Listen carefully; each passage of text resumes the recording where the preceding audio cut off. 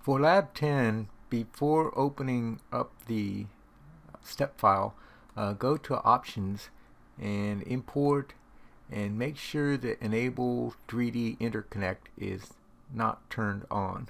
Okay, and then I will open up the step file. Okay, so I'll go ahead and save it.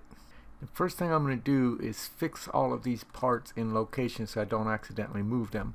So I'll select the files, I'll do Fix, and now they are located,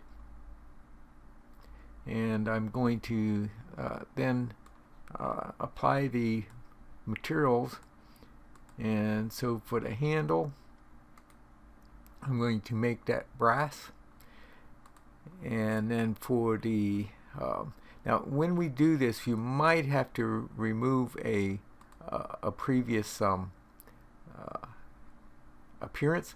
So if you have to remove an appearance, expand this column, and then on import it would show the appearance right here, and you could click on that and then right click and delete the previous appearance. Alright, so that was the handle. On the housing, I will change the material to that, and I'm going to set this as ASTM A36 steel. Okay. I'm going to put the same material on the base, and then for the latch bolt, I'm going to set that material to malleable cast iron.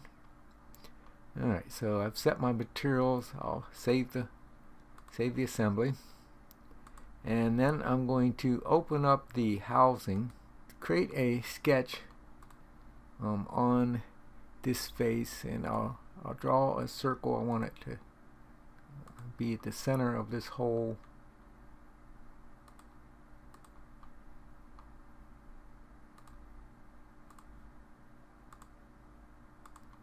I will dimension one of these circles, and I'll do that at 0.625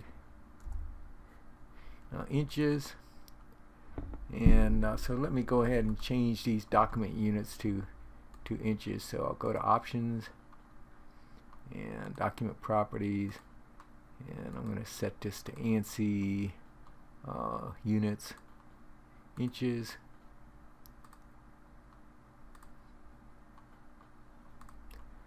Alright, I'll make the other three circles equal to the diameter of this circle. So let me select those three circles, and I'll do equal. And then I'll go to the Features tab, and I'll do Split Line, and I've got that sketch selected. Projection, I'll select this face and this face. I'll say OK to that, and so then those faces are split. I'll save it, and I'll go back to the assembly. Alright, now I'll go into the simulation environment. I'll tell it to create a new study. We'll do a static analysis, and I'm going to put a fixed constraint on this base first. So I'll do fixed on this base, and let me pin that. And then I'll do a fixed on this face, apply that, fixed on this face, apply that, and on this face, apply that, and then on this face, I'll say OK to that and close that. Alright, so I have fixed constraint on those. Now I'm not sure I got the right. Okay, it looks okay now. The fixed constraints, and here I'm going to hide those fixed constraints. So I'll select them and hide the fixed constraints. Don't suppress them, but just hide them. And then I'm going to do a force load on this face, and I'll change the units to English units and 1,000 pounds force.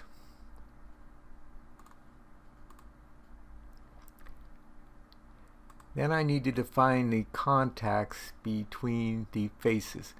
So I'm going to delete this global bonded contact, and then I will go to the connection advisor. I'll do contact set. I'm going to say automatically find the contact between this part and this part, so between those two parts.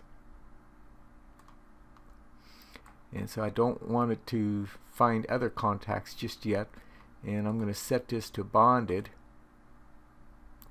and I'll tell it to find that contact. Alright, so it found between the latch bolt and the handle, and it's actually treating that cylinder as three or two half cylinders, and that is actually kind of unexpected. So I want to go back and do another check on this before I do that. So I'm going to go back to model, and I'm going to open up the base. Actually, let's go all the way to the top. So I'm going to open up the housing first. And so I'll open up that housing, and I'm going to run import diagnostics, or actually on the handle. And so it found an issue with the handle. I'll tell it to attempt to heal that, and I'll save that.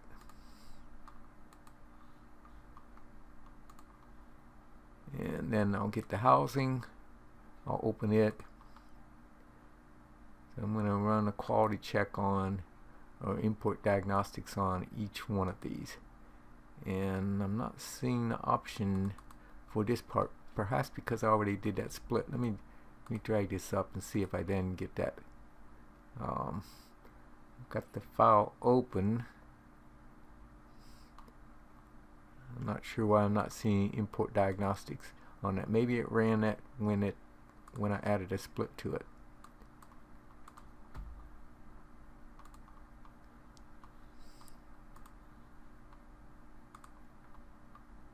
I'm going to do the base.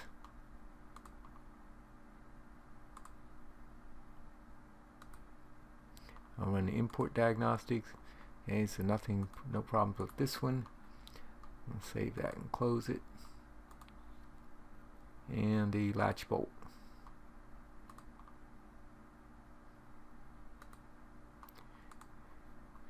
And so it found a problem on that. I'll heal that. It fixed it. I'll save that and close it. I'm still a little bit concerned about this housing, so I'm going to open that again. And I guess when we did a split on that, it ran import diagnostics on that.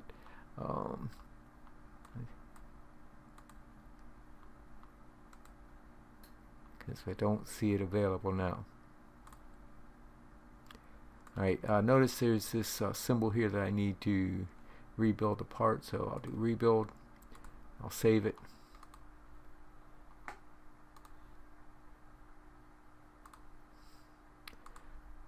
Now I'll go back to static, and I will run the contact set from connection advisor again, and I'm going to do automatically find contact sets between the handle and the latch bolt. And so this time it well, those are the two parts. I'm going to put it as bonded, and I'm going to now find the contact sets. And it's still finding three contacts that I'm trying to get it tight. So it's showing half of the bolt or the handle and half the latch bolt. I want that to be bonded, so I'm going to create that contact set. And then this one is between the face of the handle and this face of the latch bolt. I'll create that as bonded. And then I have the other half of this latch bolt cylinder, and I will create that one. Okay, so now under my contact sets, I have three bonded contacts for the handle and the latch bolt. I'll run the command again. I'll do contact set, and I'll put it automatically find contact sets between touching faces, and I will select the base part and this part. And I'm also going to find where those two parts contact this part. So I'll tell it to find contacts with rest of assembly. And I'm going to set these as no penetration. And I'll go ahead and find those contacts.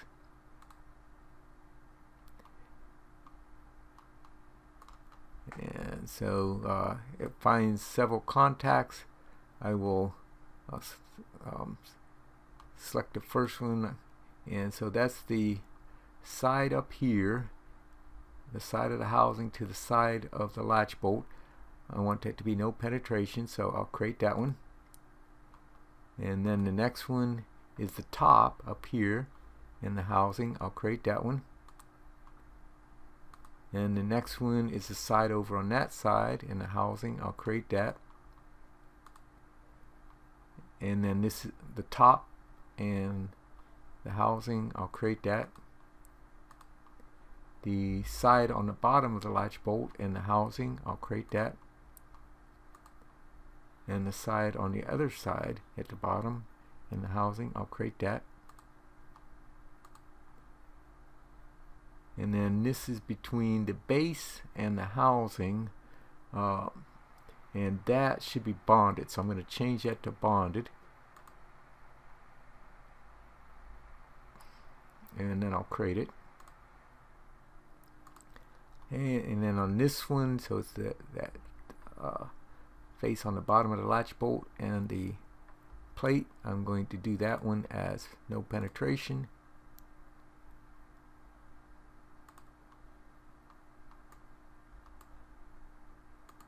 Then I have on the other side, I want that one as no penetration.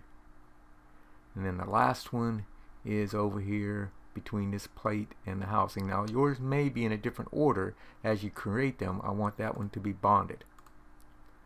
And I'll say OK to create that. Alright, I'll check my contact sets again. So now I have bonded between the handle and the latch bolt. Then I have a bunch of no penetration between the latch bolts and the pieces that it contacts. I have a bonded between the base and the housing, two more contacts, and no penetration, and then a bonded on the other side.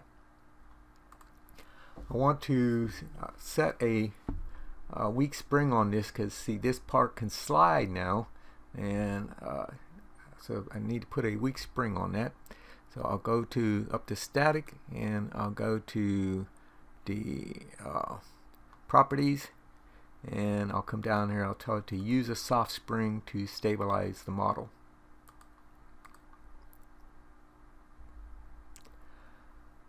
So I've set my constraints. I've put my contact sets for the assembly. I've stabilized the model with a weak spring. I will go ahead and create a mesh. I'm going to drag this up in this area about like that, and I'll create my mesh.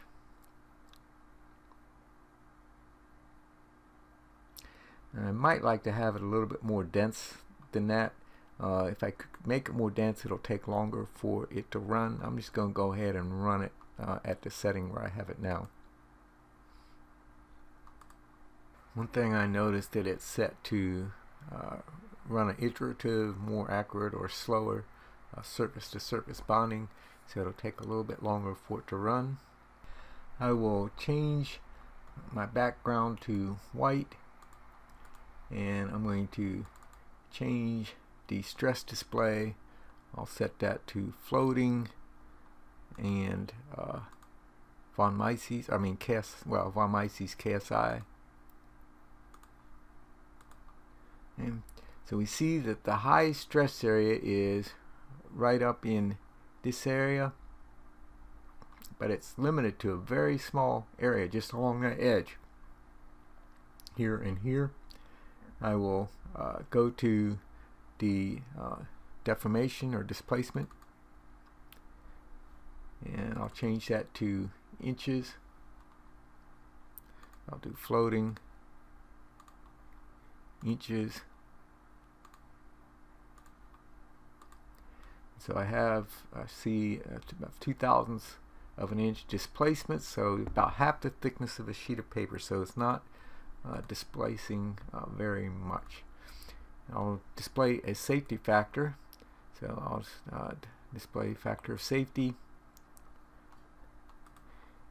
and then I want to isolate this area right up in here where the high stress area is, so I'm going to display that as floating, and then I'll uncheck the min and max, and I'm going to say show it from a safety factor of 0 to a safety factor of, say, 5. So anything that's a safety factor above 5 is blue, and then this lower safety factors are in the red area. So we see that the high safety factor is just in this area, right in here and right in here. Now if we want to make that a little bit more obvious, I will edit that again, and this time I'm going to say from 1 to 5. So I want to see safety factor, and so now that highlights that a little bit more, where our lowest safety factor is, or where 1 is, and it's just limited to a very small location on our latch. So we might just look at that as a singularity, or we expect that to be rounded off in use right along that edge and right along that edge